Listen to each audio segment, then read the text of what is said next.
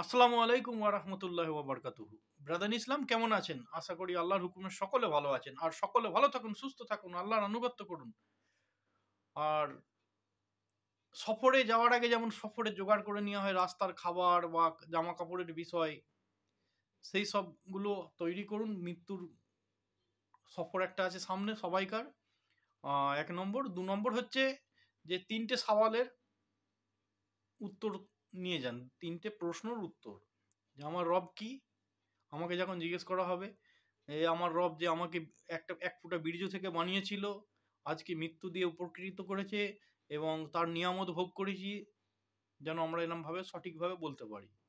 শুধু যে আমার রব আল্লাহ বললে হয়তো, যদি আরো কিছু বেশি শুনতে চাই এবং আল্লাহর কি হুকুম করেছিল, আল্লাহ যে কোরআনের মতো একটা নিয়ামত দিয়েছে সেটার আমি কি করে গেছি এই জিজ্ঞেস করবে। একদম দিন ওকা যেমন বললো দিন ইসলাম, ইসলাম দিনের মধ্যে কি কি ছিল, আর তুমি দিনকে কতটা গ্রহণ করেছো এবং কতটা তুমি দিয়ে এসছো আল্লাহর বান্দার উদ্দেশ্যে। আল্লাহ যেমন বলেছে অনেক জায়গায়, যেটা শুনলে সেটা অপরের কাছে পৌঁছে দেওয়ার কথা, নবী শুদ্ধ বলেছেন।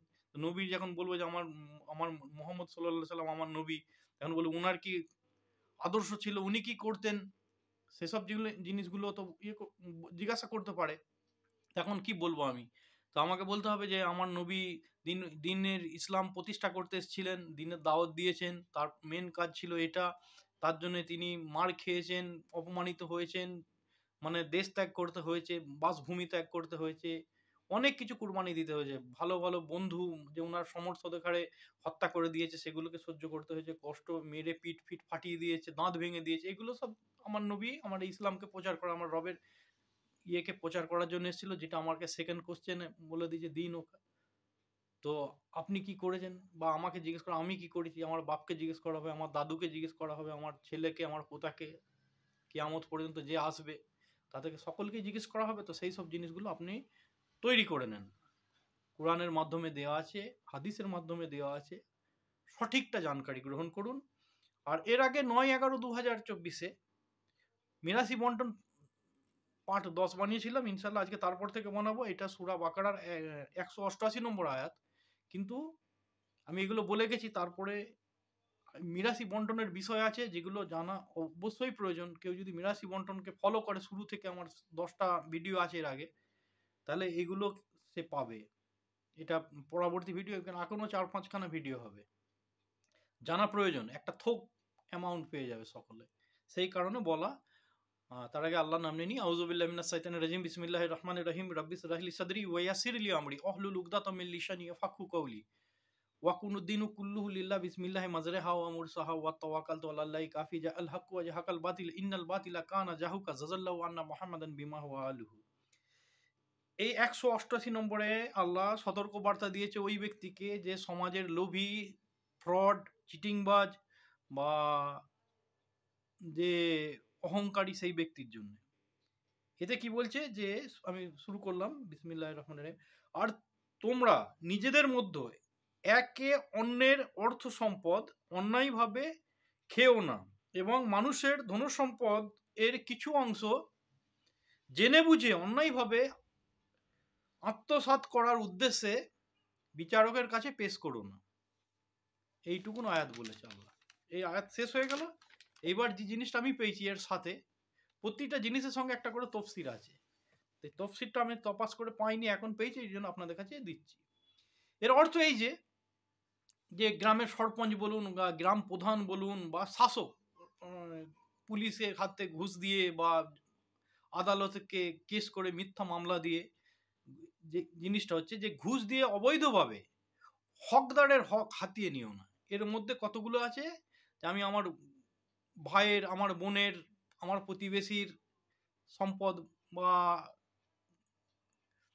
মানে আমার ছেলের, বা যারই হোক না কেন, মানে কারো সম্পদ আমি হাতে নেওয়ার বিষয় হচ্ছে যে হকদারের হক আমি যেন না নিই। আচ্ছা, এটাতে কি হচ্ছে যে নিজে লাভবান হওয়ার জন্য ষড়যন্ত্র করো না।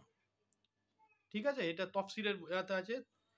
আর দ্বিতীয় বিষয় হচ্ছে, যখন তুমি নিজে জানো যে এগুলো তোমার নয়, অর্থাৎ আমার নয়, আমি জানি যে আমার নয় এগুলো, তারপরে অন্যর আমানতের দিকে নজর করো না। 1 নম্বর, অন্যের আমানত বা সম্পদ শুধুমাত্র সম্পদের মালিকের কাছে মালিকানার নথিপত্র হয়তো নেই, তুমি জানতে পেরে গেলে যে ওর কাছে কাগজপত্র নেই, এটা আমি নিয়ে নেব, ঠিক আছে, নথিপত্র বা প্রমাণ, নথিপত্র প্রমাণ না থাকার কারণে, বা নিজেকে ওই সম্পদের উপর ভালো লাগার জন্য, হয়তো আমাকে ওই সম্পদটা ভালো লেগেছে, বা আমার ওপর লালস আছে, বা আমার ওর মধ্যে হয়তো কোনো একটা কারবার করলে ফায়দা হবে, সেই উদ্দেশ্যে ভালো লাগার জন্য, বা ওই সম্পদের মালিক হয়তো নির্বল, জানতে পারলাম যে ওর আমি যদি ইয়ে করি, উম, জোর দিই, তাহলে আমি হয়তো জায়গাটা হাসিল করে নেবো, কিন্তু অ্যাকচুয়ালি মালিকটা নির্বল বলে আমি তাকে হাসিল করে নেওয়ার বিষয়টা বলছি সম্পদটাকে, বা অবুঝ সরল সিধে মানুষ, বা তুমি বাহুবলী বলে তার সম্পদ গ্রাস করো, তুমি তা করতে পারো না, বা তাকে কোনো প্রকার চক্রান্ত করে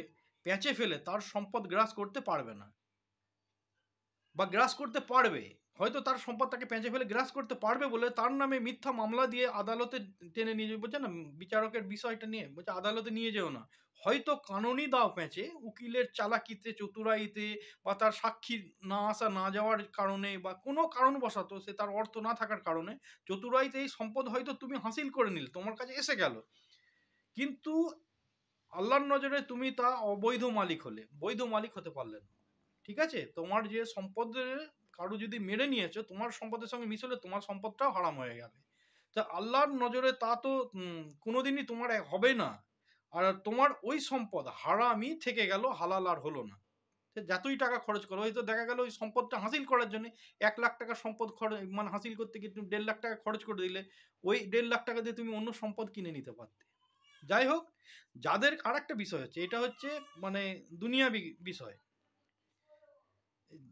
যাদেরকে তুমি ওই সম্পদ এনে খাওয়াবে বা দেবে, বা যাদের জন্য তুমি এই অবৈধ কাজ করলে, তারা তোমার ওই সম্পদ তো নিয়ে নেবে, এনে দিলে নিয়ে নেবে, বাপকে দাও, ভাইকে দাও, বেটাকে দাও, বউকে দাও, বড় বড় নেকলেস বানিয়ে দাও, নিয়ে নেবে, কিন্তু এর হিসাব শুধুমাত্র তোমাকে দিতে হবে, মানে আমাকে দিতে হবে, তারা তোমার জীবদশায় কাজে আসবে না, কারা, তারা যাদের কারে এনে দিয়েছো, জীবদশাতে কাজে আসবে না, যখন আমার জীবনটা শেষ হয়ে আসবে, মরার আগে আমার এই সবগুলো চালু হয়ে যাবে, বিমার হবে, অসুখ বিমারি অবস্থায় কাজে আসবে না, আমার যদি শারীরিক কোনো বিমার আসে, ভয়ঙ্কর যন্ত্রণাদায়ক জিনিস, তো তারা কোনো কাজে আসবে না, মৃত্যু যন্ত্রণায়ও কাজে লাগবে না, আমার ছেলে, আমার বউ, বা যাদের ঘরে এনে খাইয়েছি তারা কাজে লাগবে না, কবরেও কাজে আসবে না, কিয়ামতের দিনও কাজে আসবে না, বিচারের সময়ও তোমাকে চিনবেই না, যে আমাকে কেন দিয়ে, আমি জানি না, ও খাওয়ার মালিক খাইয়েছে, এবার ও কি করে খাইয়েছে ও বুঝেনি, যাই হোক,